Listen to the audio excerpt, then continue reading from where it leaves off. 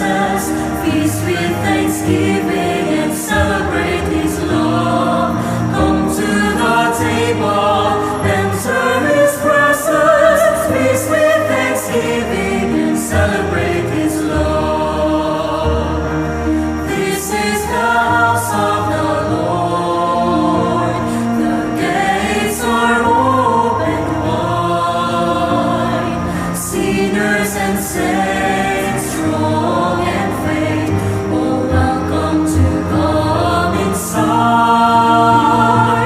Come to the table, enter His presence. Feast with thanksgiving and celebrate His love. Come to the table, enter His presence. Feast with thanksgiving and celebrate His love. Sa ngalan ng Ama, ng Anak, at ng Espiritu Santo. Amen. Sumainyo ang Panginoon. At sumayo rin. Mga kapatid, lahat tayo ay humihingi ng himala na milagro sa Diyos. Pero bago ka bigyan ng napaka-imposibleng bagay ng Panginoon, matuto ka muna sanang magpasalamat sa Kanya. Yan ang ating maririnig sa mabuting balita na kahit nakakaunti ang pagkain, kinuha ng Panginoon ito at pinuri niya, pinasalamatan niya ang Diyos Ama.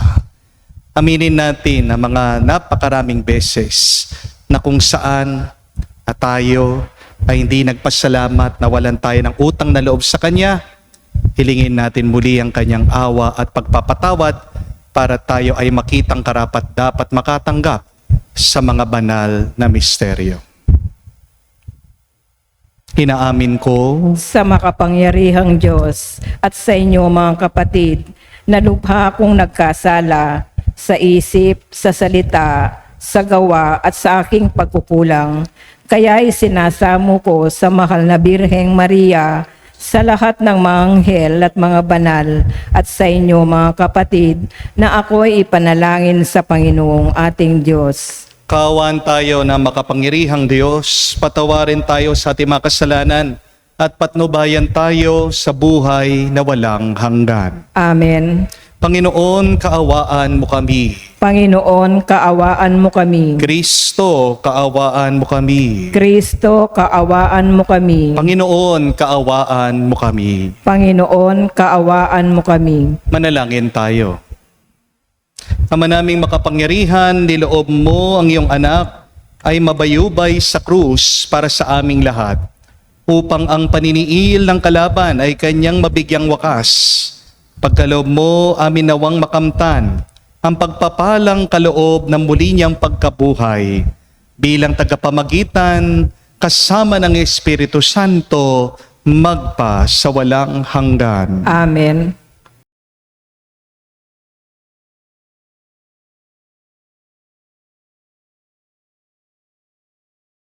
Pagbasa mula sa mga gawa ng mga apostol. Noong mga araw na iyon, tumindig ang isang pariseyong nagngangalang Gamaliel, tagapagturo ng kautusan at ginagalang ng buong bayan. Hinuutos niyang ilabas muna ang mga apostol, saka nagsalita, "Mga kababayan, isipin ninyong mabuti ang gagawin sa mga taong ito." Hindi pa nagtatagal na lumitaw si Teodas na nagpanggap na isang dakilang pinuno at nakaakit ng may 400 tagasunod. Ngunit nang mapatay siya, nagkawatak-watak ang mga tauhan niya at nauwi sa wala ang kilusan. Pagkatapos lumitaw naman si Judas na taga Galilea noong panahon ng pagpapatala at nakaakit din ng maraming tauhan. Nang mapatay siya, nagkawatak-watak din ang mga tagasunod niya. Kaya't sinasabi ko sa inyo, huwag ninyong pakialaman ang mga taong ito. Hayaan ninyo sila kung ang kanilang panukala o pagpupunyaging ito'y mula sa tao. Ito'y mabibigo, ngunit kung mula sa Diyos, hindi ninyo ito masasanla at lilitaw pang lumalaban kayo sa Diyos. Napahinuhod sila sa payo ni Gamaliel. Pinapasok na muli ang mga apostol at pagkatapos ipapalo at pagbawalang mangaral sa pangalan ni Jesus. Sila'y pinalaya. Galak na umalis ang mga apostol sa harap ng Sanhedrin. Sapagkat pinarapat ng Diyos na sila'y malagay sa kahihiyan, alang-alang sa pangalan ni Jesus. At araw-araw, nagpupunta sila sa templo at sa mga tahanan, at doon nagtuturo at nangangaral tungkol kay Jesus ang Kristo. Ang salita ng Diyos. Salamat sa Diyos. Ang tanging aking mithi, Panginooy, makapiling. Ang tanging aking mithihi, Panginooy makapiling. Tanglaw ko'y ang puon, aking kaligtasan. Kaya walang takot ako, kanino man. Sa mga panganib, kanyang iingatan. Kaya naman ako'y walang agam-agam. Ang tanging aking mithihi, Panginooy makapiling. Isang bagay lamang ang aking mithiin. Isang bagay itong sa puon hiniling. Ang ako'y lumagi sa banal na templo upang kagandahan niya'y mamasdan ko at yaong patnubay niya ay matamo. Ang tanging aking mithihi, Panginooy makapiling. Ako'y nananalig na bago mamatay, masasaksihan ko ang iyong kabutihan na igagawad mo sa mga hinirang. Sa Panginoon Diyos, tayo'y magtiwala, ating patatagin ang paniniwala.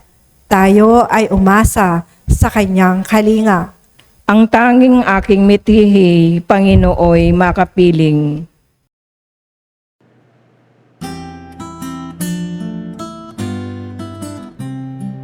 Alleluia, alleluia, alleluia, alleluia, alleluia, alleluia, alleluia,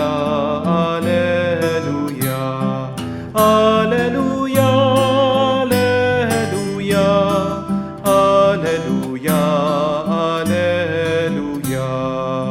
Ang tao ay nabubuhay sa salita ng may kapal na pagkaing kanyang bigay. Aleluya, aleluya. Sumainyo ang Panginoon. At sumayo rin. Ang mabuting balita ng Panginoon ayon kay San Juan. Papuri sa iyo, Panginoon. Nung panong yon, tumawid si Jesus sa ibayo ng lawa ng Galilea, na tinatawag din na lawa ng Tiberias. Sinundan siya ng napakaraming tao sapagkat nakita nila ang mga kababalaghang ginawa niya sa pagpapagaling ng mga may sakit. Umahon si Jesus sa burol kasama ang kanyang mga alagad at naupo roon. Malapit na noon ang pista ng Pasko ng mga Hudyo. Tumanaw si Jesus at nakita niyang dumarating ang napakaraming tao. Tinanong siya ni Felipe, saan tayo bibili ng tinapay upang makakain ang mga taong ito? Sinabi niya ito para subukin si Felipe, sapagkat alam ni Jesus ang kanyang gagawin. Sumagot si Felipe, kahit na po halagang 200 denaryong tinapay ang bilhin, ay di sasapat para makakain ng tigkakaunti ang mga tao. Sinabi ng isa sa kanyang malagad, si Andres, na kapatid ni Simon Pedro, meron pong isang batang lalaki na may dalang 5 tinapay na sebada at 2 isda. Ngunit gaano ito sa ganyang karaming tao? Paupuin niyo sila, iwika ni Jesus. Madamo sa lugar na iyon, umupo ang lahat.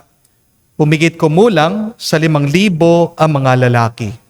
Kinuha ni Jesus ang tinapay at matapos nagpasalamat sa Diyos, ay pinamahagi sa mga tao. Gayon din ang ginawa niya sa isda. Binigyan ang lahat hanggang sa gusto nila. At nang makakain na sila, sinabi niya sa mga alagad, tipunin ninyo ang lumabis para hindi masayang. Gayon nga ang ginawa nila at nakapuno sila ng 12 bakol.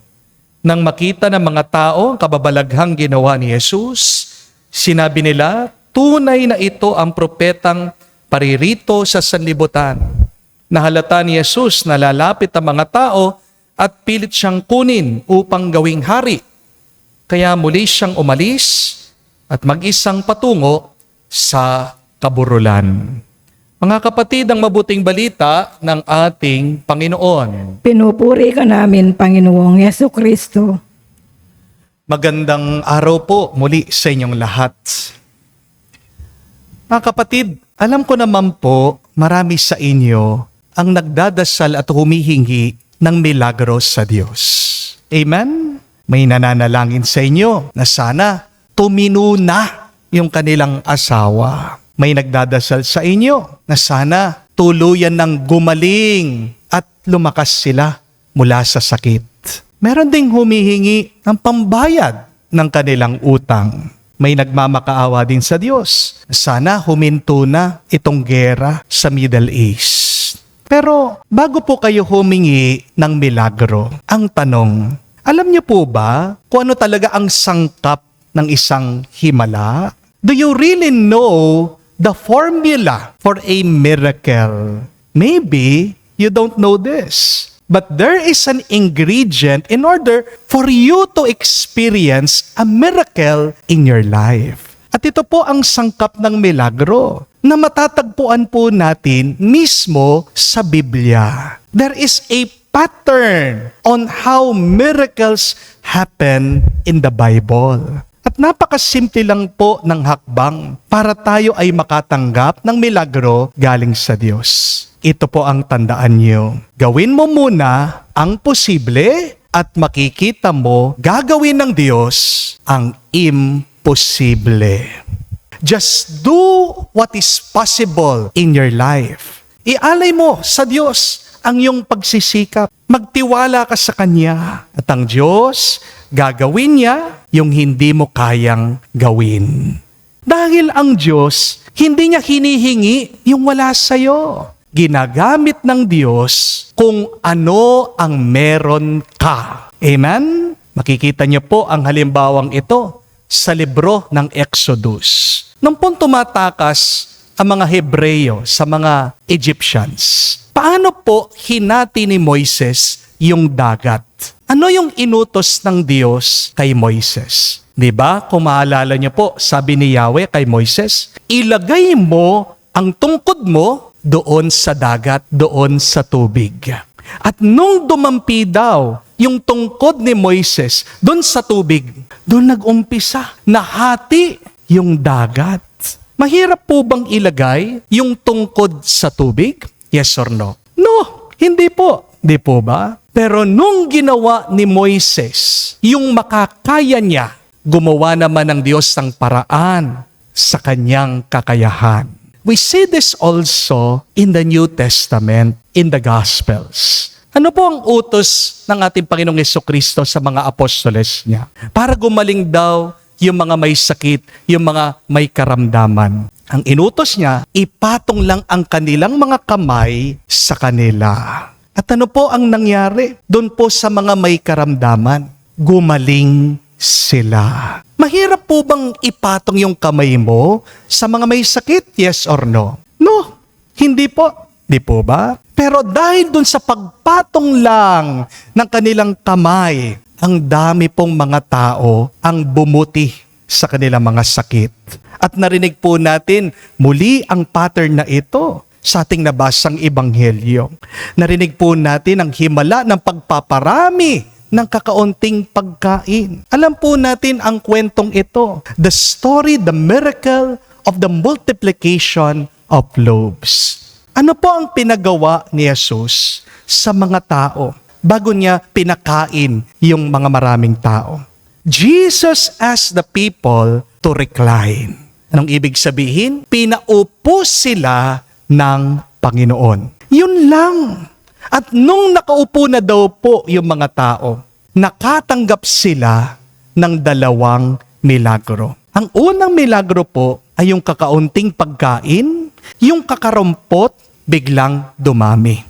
Pero yung pangalawang milagro, ito naman po, Si Jesus mismo ang nagpakain sa mga taong gutom. Isa-isa niyang nilapitan ang mga tao. The second miracle is, it was Jesus who was able to go person by person to feed them.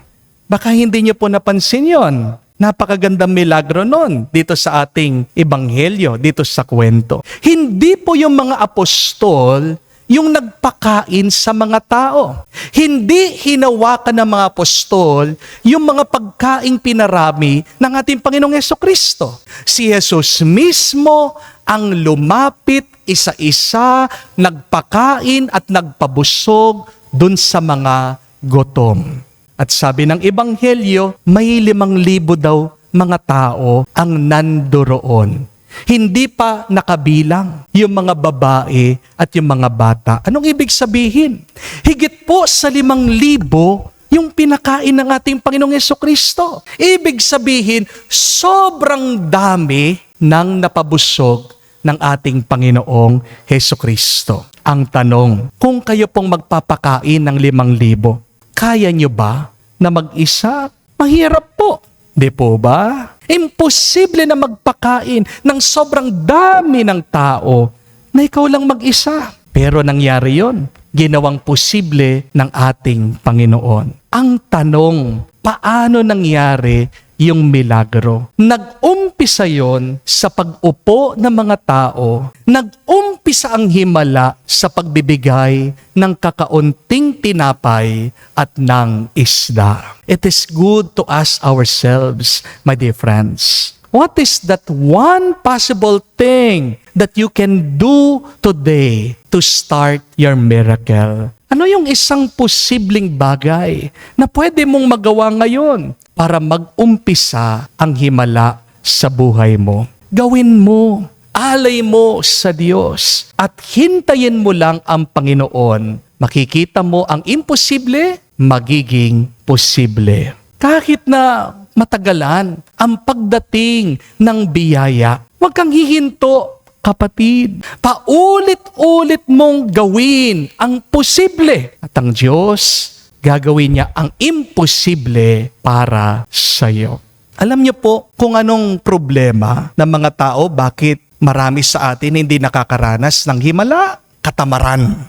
Tamad ang maraming tao. Amen? What blocks the miracle from happening in your life is your laziness.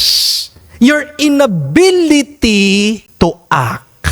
Mas maganda pa nga na may gawin ka kesa dun sa wala kang ginagawa. Hindi po ba? Kasi kapag may ginawa ka, may magagamit ang Diyos para maging daan mo, para maging instrumento ng milagro niya para sa'yo. Amen? Halimbawa, paano ka gagaling sa iyong sakit? Kung ayaw mo naman pumunta sa hospital, ayaw mo magpa-check up sa doktor, paano ka lulusog kung ayaw mo naman mag-exercise? Di po ba?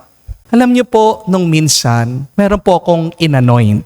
Na-stroke po itong taong ito.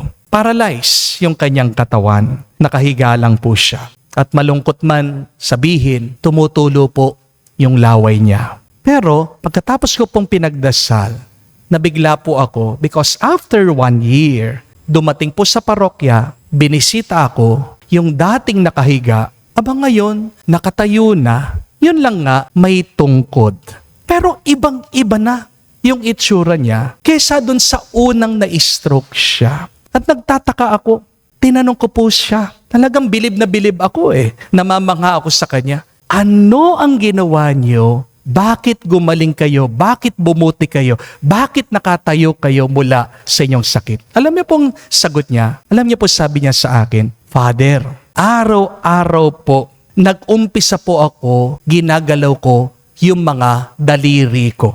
Yung kaya ko pong galawin, ginagalaw ko po, ine-exercise ko po, ini-stretch ko. Nung pong nagalaw ko na yung mga daliri ko, yung kamay ko, ginalaw ko naman po yung binti ko, yung braso ko. At nung nagagalaw ko na po mabuti, yung aking binti, yung aking braso, nagpatulong po ako. Tatayo ako, uupo. Uupo, tatayo. paulit-ulit. Kaya eto na po ako, Father. Medyo okay na po ako. Tignan nyo na, mga kapatid. Nag-umpisa ang kagalingan dun sa kaya lang niyang gawin. Amen? Mga kapatid, kahit na ipag-pray over ko po kayo, kahit na buhusan ko po kayo ng holy water, kung wala namang kayong gagawin, walang mangyayari. Hindi po ba? God builds on nature. And God blesses our efforts. Ganyan din po. Paano ka magkakapera? Paano aasenso ang buhay mo? Paano mo mababayaran ang mga utang mo? Kung diyan ka lang nakakulong sa bahay at nagmumukmuk. Hindi po ba? Kaya nga, tinatanong ko yung mga iba, yung mga naghihirap, ano ba talaga ang kaya mong gawin habang nandyan ka sa bahay mo? Kung kaya mong maglaba, edi maglaba ka. Di po ba? Kung kaya mong magbukas ng sari-sari store, magtinda ka. Kung yung kaya mo, mag-manicure lang, mag-pedicure lang, di gawin mo. Tapos videohan mo yung mga minamanicure mo, i-upload mo sa Facebook, gawin mong content, baka kumita ka pa. Kung kaya mong magmaneho, mag-rider, edi mag-grab ka, mag-food panda ka. Kung kaya mong magmasahe, edi magmasahe ka. Ang problema kasi ng napakarami sa atin dito sa Pilipinas, naghihintay lang at umaasa sa iba. Amen? Lalong-lalo na po yung mga merong kamag-anak sa abroad. Palagi hingi lang ng hingi. Akala pinupulot mo yung pera sa daan. Di po ba? Kapatid, hindi ka aasenso kung palagi ka lang humihingi. Umpisahan mo, itutuloy ng Diyos. Kahit nakakaunti, ibabalik niya sa iyo yan, siksik, liglig, umaapaw. Amen? Oo, umasa ka sa Diyos. Pero umpisahan mong magtanim para merong tumubong biyaya para sa iyong buhay. Marami pong lumalapit sa akin, nagpapa-counseling. Sinasabi, Father, pagdasal mo naman na magkaayos kami ng aking asawa. Pero bakit nagpapatuloy yung bangayan? Bakit hindi pa rin nagkakaayos? Bakit paulit-ulit na lang yung away? Kasi wala silang ginagawa. Pinabayaan na lang nila yung kanilang galit, yung kanilang tampo. Hindi po ba? Hindi naman nila ini-improve yung kanilang relationship. Inaamin naman ng iba, hindi na daw po sila nagde-date dahil busy sa trabaho. Aminado naman ng iba. Ayaw daw kausapin yung kanyang asawa dahil daw po masakit talaga yung kanyang loob. Hindi na rin daw po sila nag-uusap dahil masyado po silang busy sa kanilang trabaho. Mga kapatid, hindi po gaganda ang inyong relasyon kung wala kayong gagawin. Amen? Ganyan kasi ang ating attitude Naghahanap tayo ng magic.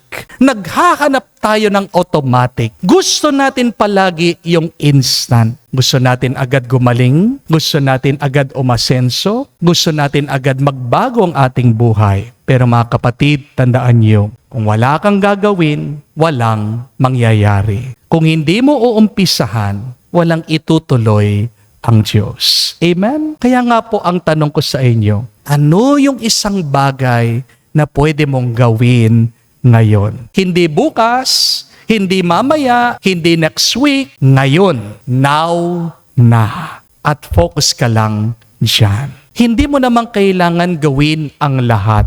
Ang kailangan mo lang, magsimula ka sa isa. Tingnan niyo po yung mga gold medalists. Bakit po nagtatagumpay sila? Hindi dahil sa kanilang malaking effort, o hindi dahil meron silang isang bagay na paulit-ulit na ginagawa sa kanilang ensayo. Isang halimbawa po dyan ay yung pong sikat na NBA player na si Stephen Curry.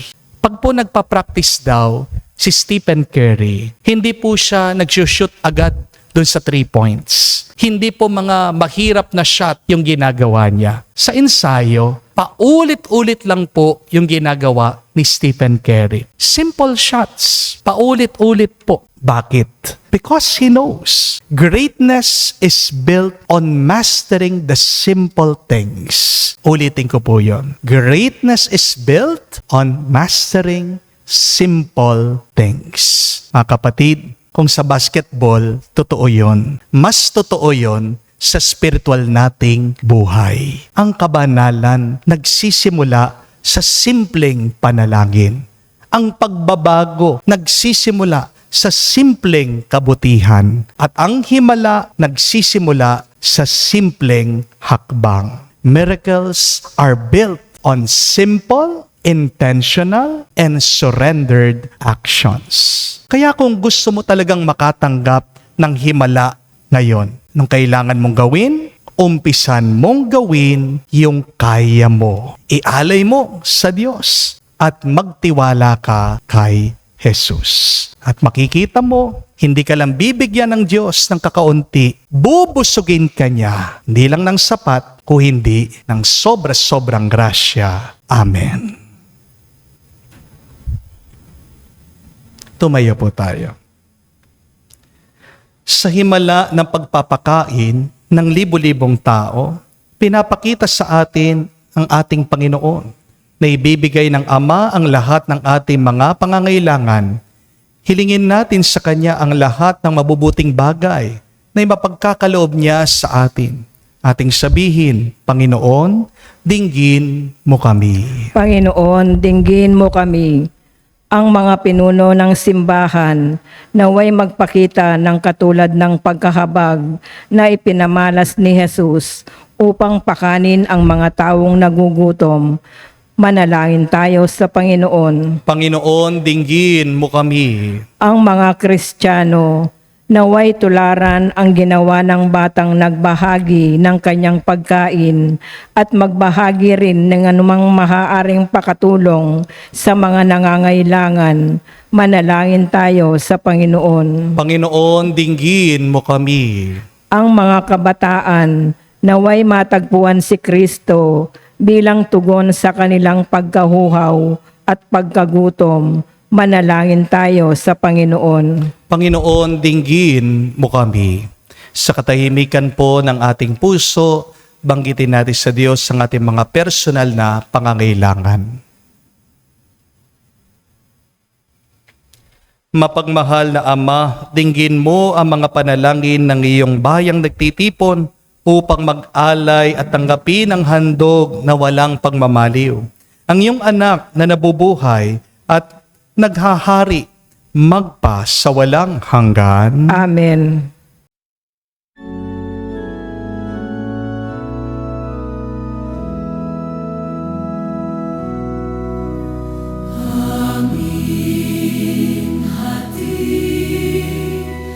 Alay na ito, ang tinapay na nagmula sa pagpapala mo.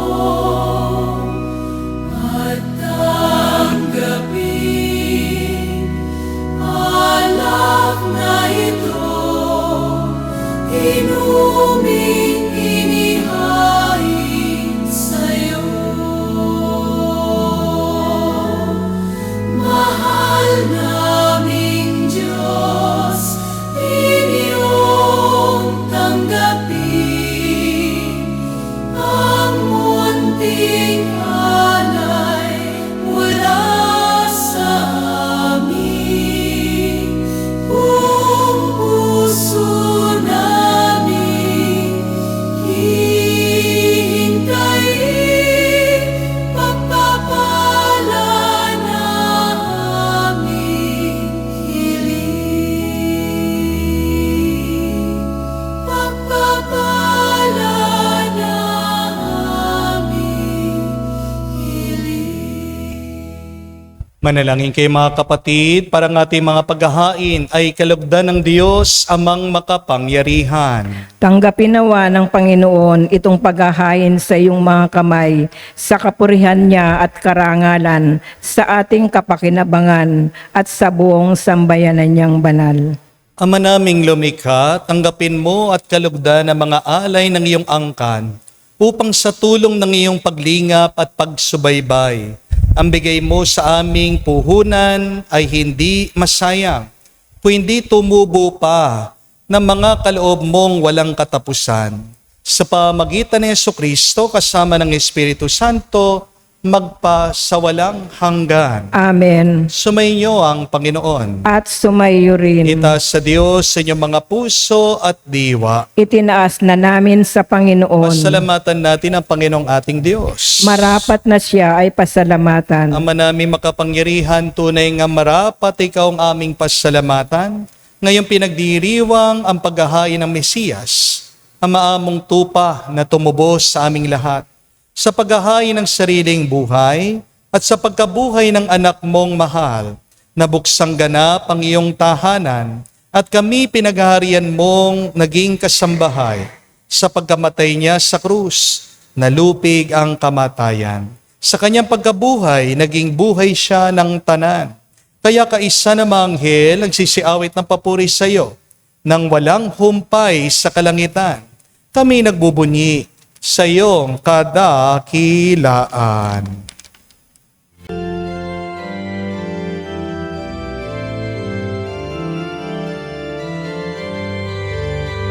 Santo, Santo, Santo, Panginoong Diyos ng mga hukbo, napupuno ang langit at lupa ng kadakilaan mo. Hosana, Hosana, sa kainasan, pinagpalang na paririto sa ngalan ng Panginoon. Hosana, Hosana, sa kainasan. Hosana, Hosana, sa kainasan.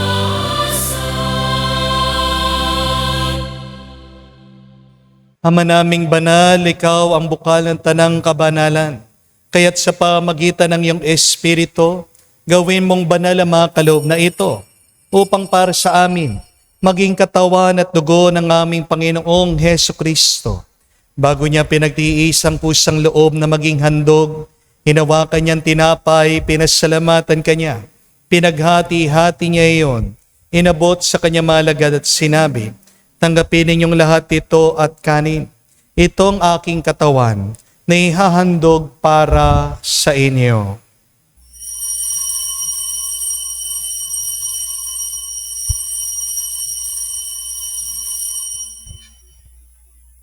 Gayon din naman nung matapos ang hapunan, hinawakan niyang kalis. Muli kanyang pinasalamatan.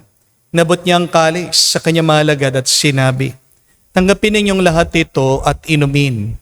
Ito ang kalis ng aking dugo, ng bago at walang hanggan tipan. Ang aking dugo na ibubuhos para sa inyo at para sa lahat, sa pagpapatawad ng mga kasalanan. Gawin ninyo ito sa pag-alaala sa akin.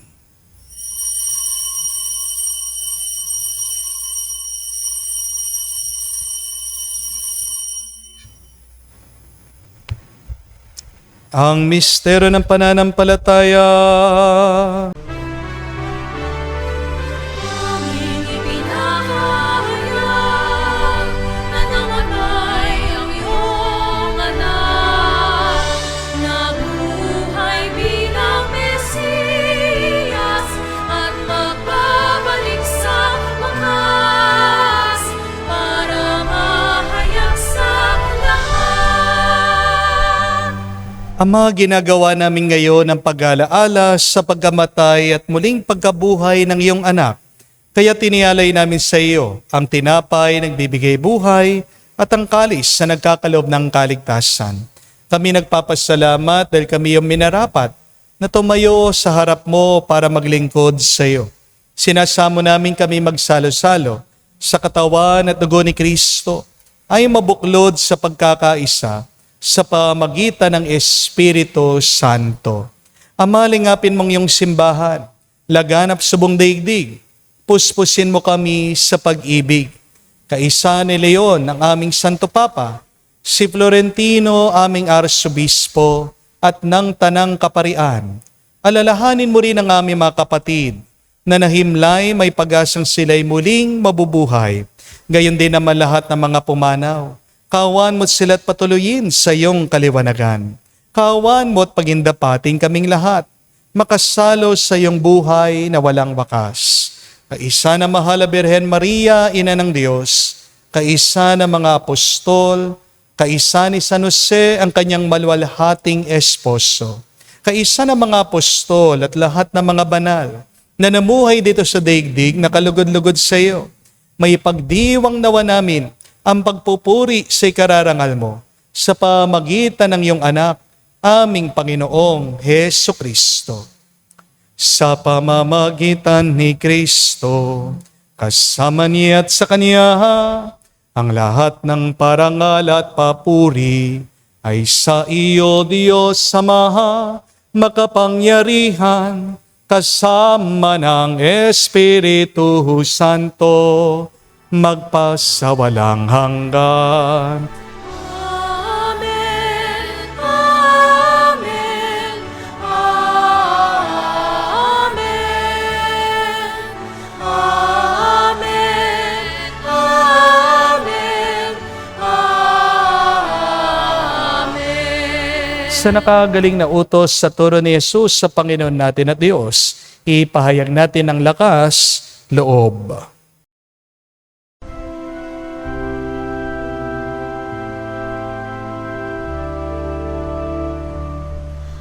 Ama namin, sumasalangit ka, sambahin ang ngalan mo, mapasa amin ang kaharian mo, sundin ang loob mo dito sa lupa para lang sa langit.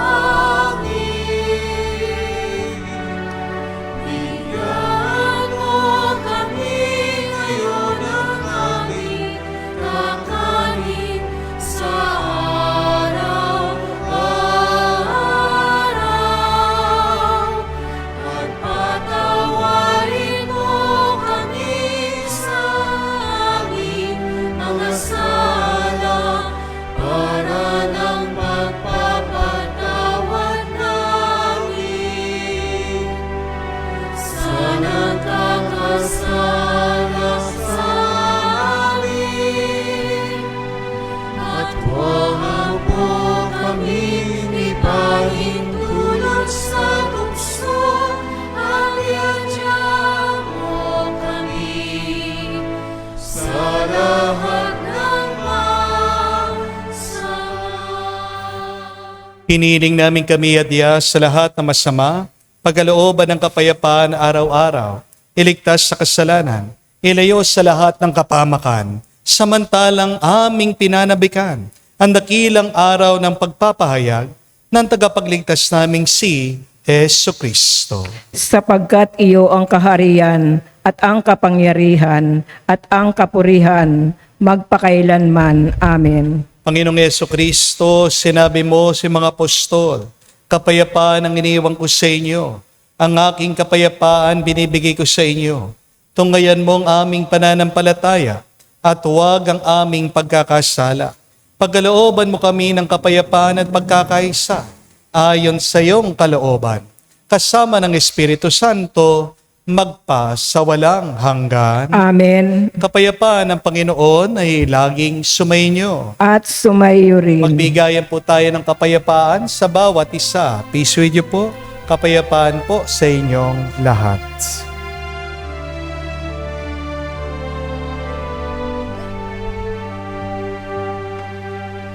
Kordero ng Diyos na nag-aalis ng mga kasalanan ng sanlibutan, maawa ka sa amin.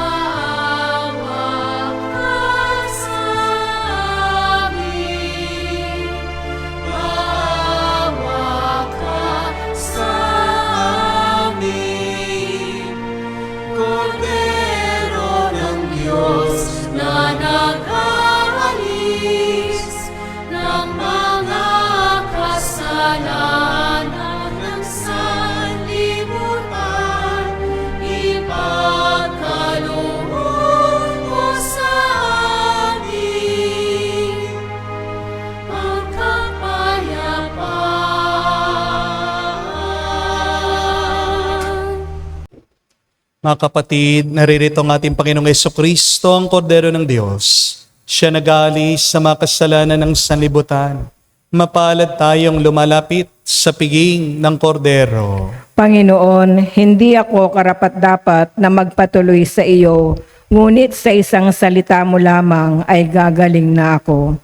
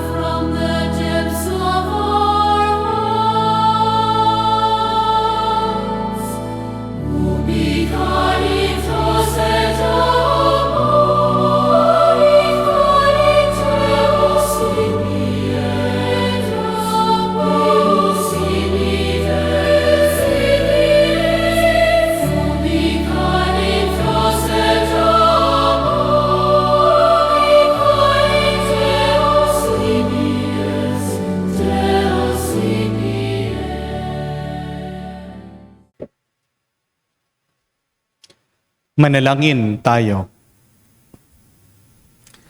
Ama naming mapagmahal, ipagpatuloy mo ang iyong matapat na pagsubaybay sa iyong mga dinudulutan ng kaligtasan upang ang mga pinagpakasakit na sagipin ng iyong anak ay makinabang sa pagkabuhay niyang nagbibigay galak. Sa pamagitan niya kasama ng Espiritu Santo, magpa sa walang hanggan. Amen. Alam niyo po bang isang dahilan bakit marami mga tao ang nabibigo? Alam ko po, nasabi ko kanina sa homilya, maraming mga tao ang tamad, walang ginagawa. Pero isang dahilan din ng kabiguan ng maraming tao ay yung pinipilit nilang gawin ng imposible. Tandaan niyo po ito, hayaan niyo ang Diyos ang mag-alala sa mga imposibleng bagay. Ang alalahanin mo ay yung posibleng bagay na magagawa mo. Napakaganda nung turo ni San Francisco ng Assisi. Saint Francis told us that first do what is necessary, then do what is possible, and suddenly you will see you are doing what is impossible. Unahin mo yung kailangan, pagkatapos yung kaya mong gawin. Dahil kapag inumpisahan mo, itutuloy yan ng Diyos. Remember the pattern, the ingredient of a miracle is that you begin it through your little effort. And God will use that effort to bless you, to bless other people, to create a miracle in your life. Kung hindi ka magtatanim, anong tutubo? Kung hindi ka mag-iipon, anong iyong maibubunot? Di po ba?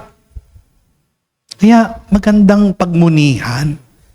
Ano yung magagawa ko ngayon? Maaaring hindi man yan kamangha-mangha, kabilib-bilib, pero at least inumpisahan mo kesa sa wala. Hindi po ba? Dahil walang magagawa ang Diyos kung wala kang ginagawa. Di po ba? Please, start it. Begin with one possible thing. Offer it to the Lord, and you will experience a miracle in your life.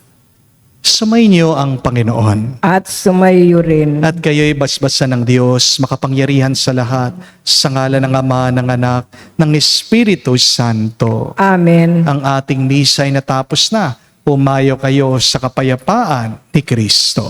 Salamat sa Diyos.